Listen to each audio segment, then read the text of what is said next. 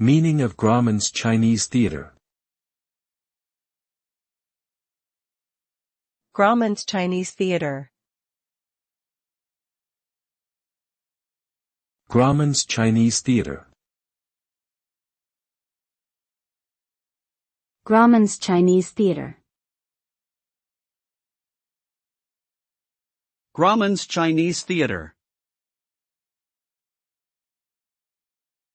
Grauman's Chinese Theater is a historic movie theater located on Hollywood Boulevard in Los Angeles, California.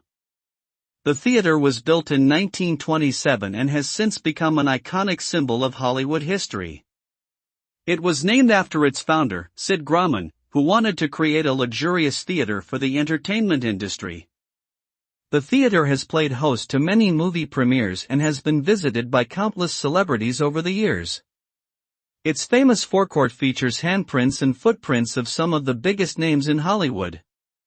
Today, Grauman's Chinese Theater is a popular tourist spot and a must-visit destination for movie lovers and history buffs alike.